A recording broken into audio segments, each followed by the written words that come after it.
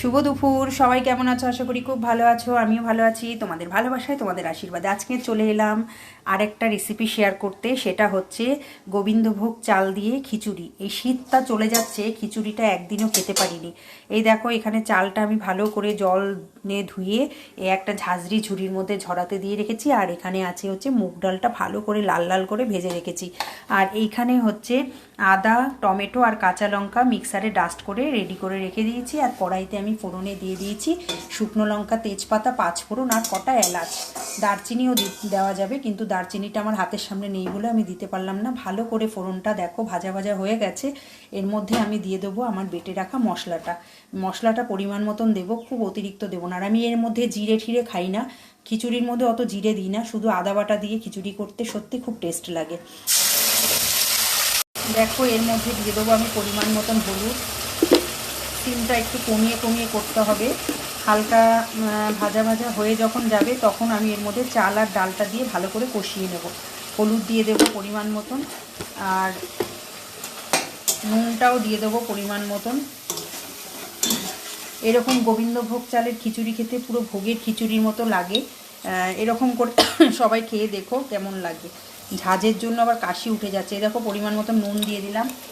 এর মধ্যে আমি এই যে ধুয়ে আগের থেকেই জল ঝরিয়ে রেখে দিয়েছি চালটা, এই কষানোটা একটুখানি হালকা কষিয়ে নিয়ে তারপরে আবার চালে ডালে এর সাথে দিয়ে কষাবো, তাহলে পুরো ভোগের খিচুড়ির মতন টেস্ট লাগবে।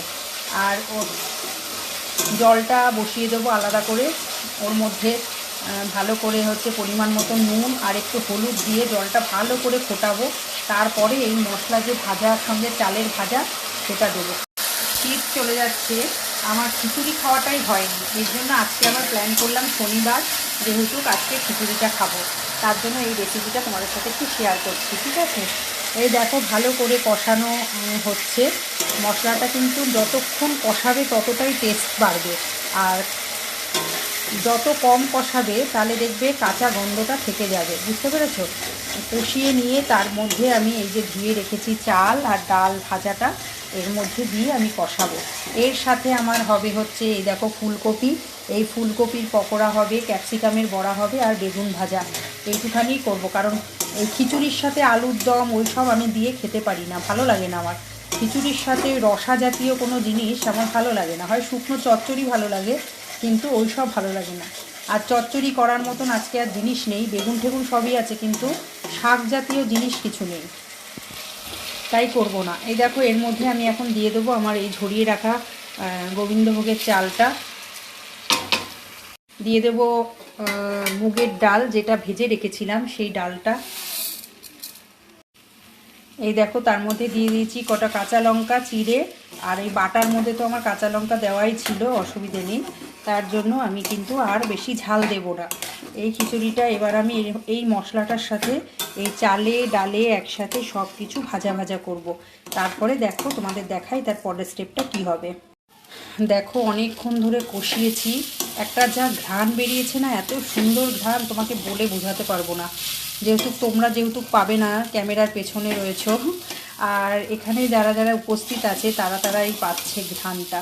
বুঝতে পেরেছো? আর ভালো করে কষাতে হবে, নাড়া বন্ধ করলে হবে না, মানে খুন্তি দিয়ে কিন্তু সমানে নাড়তে হবে সিম কমিয়ে কমিয়ে, কারণ চাল ডাল মশলা একসাথে কিন্তু লেগে যেতে পারে নিচে। ঠিক আছে, ভালো করে যত কষাবে তত টেস্ট। রান্না মানে ধৈর্য, ধৈর্য মানেই যত কষিয়ে রান্না করবে তত টেস্ট। দেখতেই পাচ্ছ খুবই সুন্দর একটা স্মেল বেরিয়ে গেছে, সুন্দর একটা ঘ্রাণ। এবার আমি এটাকে নামিয়ে রেখে এবার আমি জলটা ফুটতে দেব। যে হাঁড়িতে আমি করব খিচুড়িটা তার মধ্যে একটু জল ফুটতে দেব। ওই জলের মধ্যে কী কী দেই একটু তোমাদের সাথে শেয়ার করব। ঠিক আছে, এরকম অনেকে খিচুড়ি করে খেয়ে দেখতে পারো। অনেকে আছে চাল ডাল একসঙ্গে সেদ্ধ করো তারপরে আবার সম্বার দাও, সেটা আতপ চাল বা সেদ্ধ চালের যদি করো তাহলে ওইভাবে করবে, ওইভাবে করলে টেস্ট হয়। আর তোমাদের একটাই কথা বলি, যখন যারা ভোগের খিচুড়ি রান্না করবে গোবিন্দভোগের চাল দিয়ে, তারা এইভাবে মশলা দিয়ে চাল ডালের সঙ্গে কষিয়ে একসাথে রান্না করবে, দেখবে সেই লেভেলে পোলাও ধরনের একটু টেস্ট হয়, ভুনা খিচুড়ি যে হয় সেরকম ধরনের টেস্ট হবে। আর যারা আতপ চাল সেদ্ধ চাল দিয়ে ঘরোয়া খিচুড়ি খেতে চাও, যারা সবজি টবজি দেবে, তারা আগে জলের মধ্যে চাল ডাল সবজি দিয়ে সেদ্ধ করে তারপরে মশলাটা ভালো করে কড়াইতে তেলে কষিয়ে নেবে। অনেকে আছে কাঁচা মশলা খিচুড়ির মধ্যে দিয়ে দেয়, ভগবান জানে তাদের কেমন খেতে লাগে। কাঁচা মশলা কষিয়েও বেশি না কষালে গন্ধ লাগে, আর কাঁচাটা যদি তুমি খিচুড়ির মধ্যে দাও সেই খিচুড়ি কি টেস্ট হয় তো বোঝাই যাচ্ছে। বুঝতে পেরেছো? কেউ কাঁচা মশলা ইউজ করবে না, সেটা হচ্ছে কড়াইয়ের মধ্যে ভালো করে মশলাটাকে কষাবে তেল ছাড়া অবধি, তারপরে খিচুড়ির মধ্যে দিয়ে ভালো করে নুন মিষ্টি ঘি গরম মশলা দিয়ে নামাবে, ওটা হেভি টেস্ট হয়।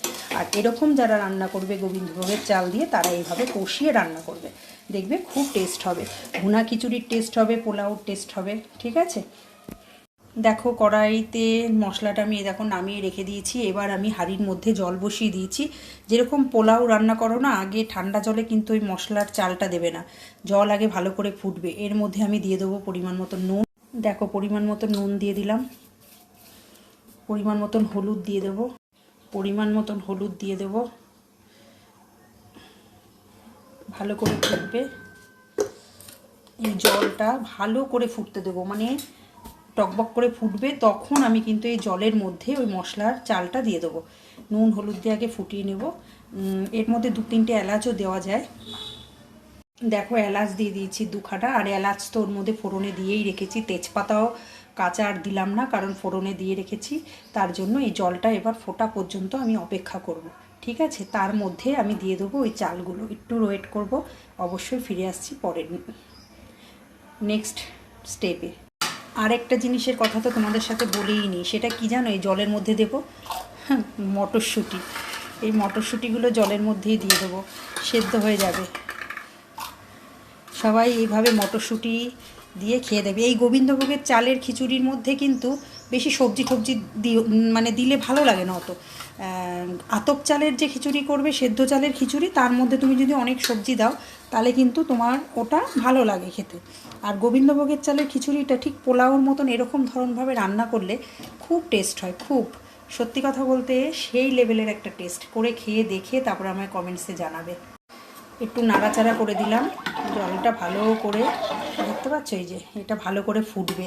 ফুটলে কী হবে, চালটা দেবো, তাহলে পানসে থাকবে না আর সুন্দরভাবে ফুটবে। দেখো মানে খিচুড়িটা খুব সুন্দর হবে, কারোর গায়ে কারোর লাগবে না। একটু ঘন হবে ঠিকই, কিন্তু একবারে মানে হয়ে যাবে না, মানে ঘাটা ঘাটা ধরন হয়ে যাবে না। দেখো তুমি একটু করে দেখাচ্ছি, দেখো কিভাবে ফুটছে জল, দেখে হয়তো তোমরা বুঝতে পারছো সবাই। ভালোভাবে ফুটে গেছে জলটা, এরকম ফুটতে হবে কিন্তু।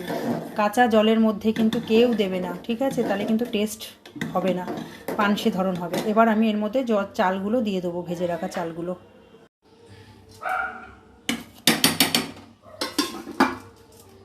যে চালটা ভেজে রেখেছিলাম সেই চালটা এর মধ্যে আমি দিয়ে দিচ্ছি।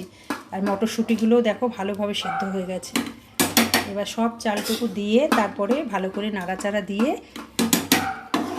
একটু ফুটে আসলেই তৈরি হয়ে যাবে আমার খিচুড়ি। ঠিক আছে, এই দেখো সুন্দরভাবে হয়ে গেছে। মশলা টশলা দিয়ে কষিয়ে রাখা চালটা আমি ফুটন্ত জলে দিয়ে দিলাম, মটরশুঁটিও দিয়ে দিয়েছি, হলুদ পরিমাণ মতো, নুন পরে আমি দেখে দেব। আর এর মধ্যে পড়বে শুধু একটু মিষ্টি আর হচ্ছে ঘি, এই দুটো জিনিস পড়বে। আর মিষ্টিটা কিন্তু এখন দেব না, এখন দিলে চালগুলো আর সেদ্ধ হতে চাইবে না। মিষ্টিটা দেব তোমার পরে, যখন একদম চালটা সেদ্ধ হয়ে ভালো করে একটু মাখো মাখো ভাব চলে আসবে, তখন মিষ্টি আর চিনি দিয়ে আমি কিন্তু আমার খিচুড়িটা রেডি করে ফেলবো। তাই তোমাদের সাথে হয়তো আর বেশিটা দেখাতে পারবো না, প্রচুর বড় ভিডিও হয়ে যাবে।